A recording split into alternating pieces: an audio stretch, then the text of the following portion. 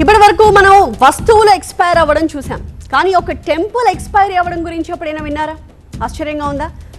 ఆలయానికి కూడా expiry date వచ్చింది అని కూల్చేస్తున్నారు ఒక దేశంలో. అంతేనా, కూల్చివేత కార్యక్రమాన్ని ఒక పెద్ద సంబురంలాగా జరుపుకుంటున్నారు.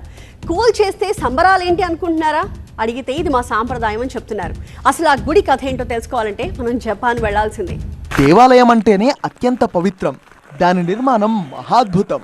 అందులోనూ ఒక్కో దేశానికి ఒక్కో సాంప్రదాయం ఉంటుంది. సాంప్రదాయాలు పాటించడంలో జపాన్కు ఒక ప్రత్యేక స్థానం ఉంది. మీరు చూస్తున్నది జపాన్లోని ఇసేజింగు షింటో ఆలయ నిర్మాణం. ఎక్కడైనా ఒక ఆలయం నిర్మించారంటే కొన్నేళ్ల పాటు అలాగే ఉంటుంది.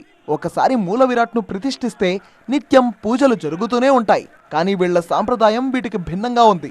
20 సంవత్సరాలకోసారి ఈ షింటో ఆలయాన్ని ఖచ్చితంగా కూల్చేస్తారు. మళ్ళీ అక్కడ నూతన ఆలయాన్ని నిర్మిస్తారు. మన దేశంలో విగ్రహ ప్రతిష్ఠ, ప్రారంభోత్సవ వేడుకలను ఎంత ఘనంగా జరుపుకుంటామో జపాన్లోని ఈ ఆలయంలో కూల్చివేత కార్యక్రమాన్ని కూడా అంతే సంబరంగా చేస్తారు. పునర్నిర్మాణాన్ని అంతకంటే వైభవోపేతంగా జరిపిస్తారు. కేవలం ఈ ఆలయం కోసం వందల ఏళ్ల చెట్లను కొట్టేస్తారు. అంతేనా, దేశం మెచ్చిన ఆర్కిటెక్ట్లను తీసుకొస్తారు. అత్యుత్తమ బిల్డర్లు, చేతి వృత్తుల వాళ్లను ఈ నిర్మాణంలో భాగం చేస్తారు.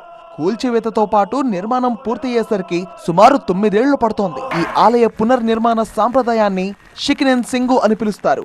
ఈ ఆచారం ఇప్పటిది కాదు, దాదాపు 1300 ఏళ్లగా కొనసాగుతోంది.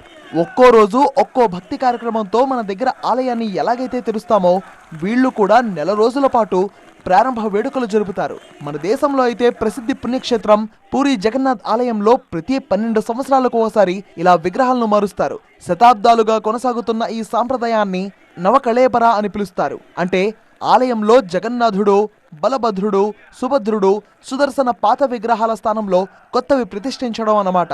ఈ విగ్రహాలను చెక్కతో తయారు చేసి పునః ప్రతిష్ఠిస్తారు.